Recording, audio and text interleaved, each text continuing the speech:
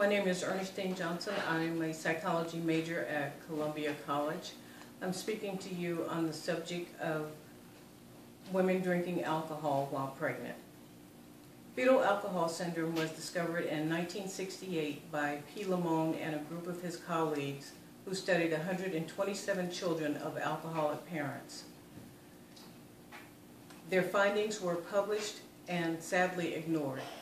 In 1973, K. Jones and colleagues in Seattle, Washington added psychosomatic disorders to Lamone's findings and published their findings in 1973.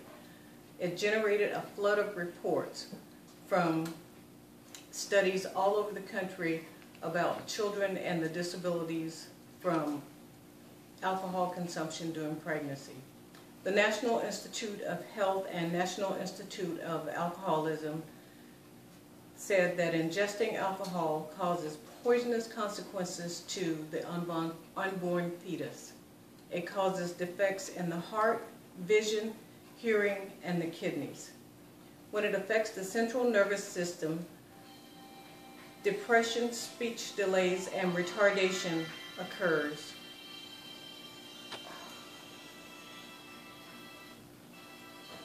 Poor organization of social skills and poor decision-making abilities, and oftentimes babies will cry and scream without a cause continuously. Young children have an inability to control their anger and speech. Young adults who suffer from this disease will oftentimes not be able to live on their own. When this disease affects the central nervous system, children will have difficulties in movement, talking, learning, and other social skills. They'll be functionally below their age group in school and in other circumstances. According to the CDC and National Centers for Birth Defects, facial features and other physical defects are obviously noticeable. These features may not be noticeable at birth, but will develop in children between the ages of 2 and 10. They would be low birth weight both before and after delivery, smaller heads and brain, flat and mid-face, short, upturned nose and nasal passages, flat space between the nose and a flat upper lip. Children will also be born with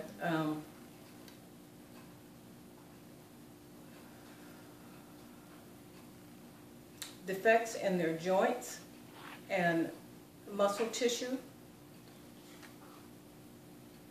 And oftentimes, when it affects the central nervous system, it will also cause spina bifida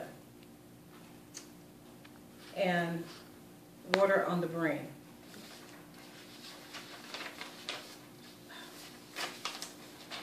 Because of the damage, disabilities are permanent. Children have to suffer from this for their entire lives.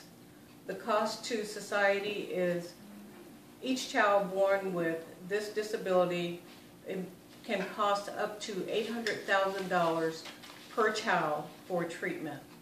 Most of the children will end up having to receive special education.